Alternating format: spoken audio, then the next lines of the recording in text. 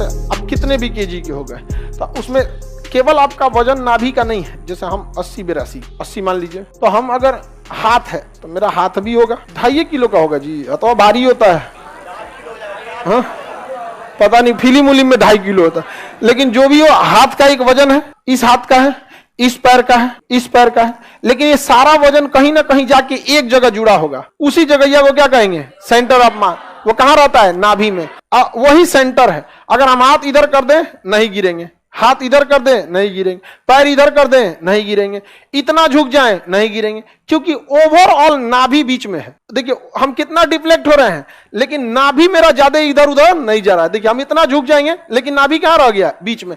और झुक जाएंगे, नाभि कहां रहेगा? बीच में। सेंटर ऑफ मास हम नहीं डिस्टर्ब कर रहे हैं। बॉडी से कोई मतलब नहीं है, बॉडी की भाड़ में यहाँ पे कितना हो जाए, लेकिन सेंटर ऑफ मास बीच में रहना चाहिए। अच्छा हम बॉडी को स्टेबल करके सेंटर ऑफ मास को ढकेलेंगे तो ढह जाएंगे, समझ में आ गया कि नहीं? तो सेंटर ऑफ मास जो होना चाहिए वहां पर सारा भार नहीं होता है, लेकिन वहां से ही सबका कनेक्शन रहता है। तो सेंटर ऑफ मास वह जगह होता है जहां उस वस्तु के सभी भार आपस में मिलते हैं, और अगर उसे आप डायरेक्शन से भटकाएंगे तो डिसबैलेंस हो जाएगा।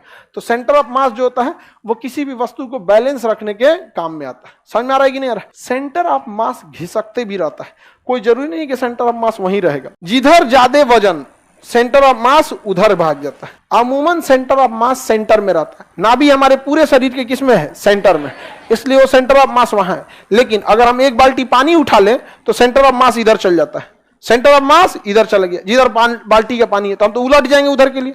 इसलिए आप देखिएगा जब भी कोई आदमी पानी बाल्टी लेता है ना तो एक हथवा इधर खोल देता है, यहाँ पे चाचा हटियो हो, यहाँ पे पानी लेके चल जाएगा। कहा हो भैंस के पानी पिए, समझ में आ गया कि नहीं आ गया? भैंस उसको पानी पिलाने लगा, हाथवा का इधर कर देते हैं ताकि सेंटर ऑफ मास जो घसका है वो क्या हो सके? बैलेंस हो सके। अब देखिएगा रस्सी पे कोई चढ़ेगी ना सर्कस में लड़की बैलेंस करने के लिए तो हाथवा ऐसे कर लेती है। हमेशा हाथ क्या है ऐसे, अगर इधर गिरने वाली होगी तो इधर हाथवा डाउन कर देगी। जैसे मान के चले ऐसे चल रही है बैलेंस, अगर इधर गिर रही है तो वेट इधर जा रहा है, इधर का हाथ को इधर कर देगी, इधर ऐसे कर देगी। तो ये काफी ज्यादा क्या करता है? बैलेंस करता है। सेंटर एक देखेंगे वो लकड़ियों ले लेता है सब, लाठी वहां पे, उससे भी क्या कर लेता है? बैलेंस कर देता है। तो सेंटर ऑफ मास किसी वस्तु के क्या होता है? बीच में। किसमें? बीच में होता है। समझ में आ गया कि नहीं आ गया? या तो सेंटर ऑफ मास को बीच में रखिए, या तो सेंटर ऑफ मास को बीच, सबसे अच्छा सेंटर ऑफ मास होता है बीच में भी हो और थोड़ा नीचे भी हो, बीच में भी हो और नीचे भी हो। अब जैसे हम लोग का सेंटर ऑफ मास नाभि में, तो बीच में तो है लेकिन ज्यादा हाइट पे है। इसलिए अगर हम लोग पहाड़ पे चढ़ेंगे लोग ना, इसे धर धर तो उलटियो सकते हैं आदमी। यहाँ पे सीढ़ी पे टप गोल घर पे तो नहीं चढ़िए ना, पटना गोल घर पे टन के तनी, सेंटर ऑफ मास बीच में है लेकिन हाइट पे है। इसलिए देखिएगा पहाड़ पे चढ़ते वक्त, ढाल पे चढ़ते वक्त आदमी थोड़ा सा झुक जाता है, अरे ससुरा गिर मत जइतो। वो फिजिक्स नहीं पढ़ा है, लेकिन एक्चुअल में वो झुक के अपना सेंटर ऑफ मास नीचे ले जा रहा है। कर रहा है भाई आंधी चलतो रे, झुक जो ना तो चल जी तो गाय घाट। समझ में आ गया कि नहीं आ गया? कोई दिक्कत? सेंटर ऑफ ग्रेविटी और सेंटर ऑफ मास वही है। सेंटर ऑफ ग्रेविटी किसी वस्तु के लिए अलग है, सेंटर ऑफ मास समझिए आप। समझ में आ गया कि नहीं आ गया? किसी चीज को बैलेंस रखने के लिए सेंटर ऑफ मास का 2 जगह होना जरूरी है, सेंटर में और नीचे। सेंटर में और नीचे। अगर सेंटर में है और नीचे नहीं है तो वस्तु डिसबैलेंस हो जाएगी। जैसे देखिए ध्यान से, बकलोलिया इधर देखो लोग, इधर देख बकलोलिया, पता चलता है सरकारी स्कूल वाले आप, ठीक है? थोड़ा सा और टाइम रहता ना तो थूर दिए रहते, लेकिन हमको इसमें सेंटर ऑफ मास हटाना है। दांत बाहर मत निकाल, घरे नहीं बैठी हो, तेरा गलती से उनके मम्मी हंसेंगी, वे भी नीचे थूर देंगे हम यहाँ पे। मम्मी पापा भेजे हैं पढ़ने के लिए, 2 साल बाद इसे दांत निकालते रहेंगी, लौटेंगी तो कहेंगे घर वाला हम लोग को पढ़ने नहीं देता है। दिया तो पढ़ने के लिए, सब अपन लाइफ पे अपने चौपट, ये सब कुल्हाड़ी पे पैर नहीं मारता, सब कुल्हाड़ी पे कूद जाता है सोचा।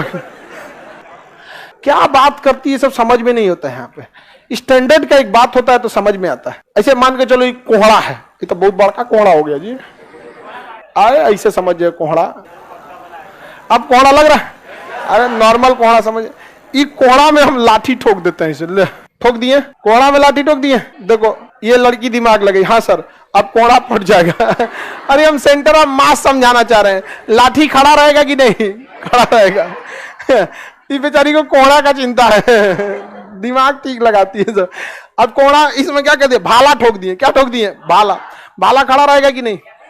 Reason center of mass center में है और प्लस में नीचे है। जितना सेंटर ऑफ मास नीचे रहेगा स्टेबिलिटी उतनी ज्यादा रहेगी, स्टेबिलिटी उतनी ज्यादा रहे। अच्छा मान के चलिए एगो भाला हम ऐसे लिए, इस ससुरा के ऊपर कोहड़ा ठोक दिए इसे। बताइए ये कोहड़ा रुकने वाला है? ये कोहड़ा नहीं रुकेगा। काहे? सेंटर ऑफ मास तो सेंटर में है, सेंटर में है कि नहीं है? सेंटर ऑफ मास सेंटर में, लेकिन कहां है?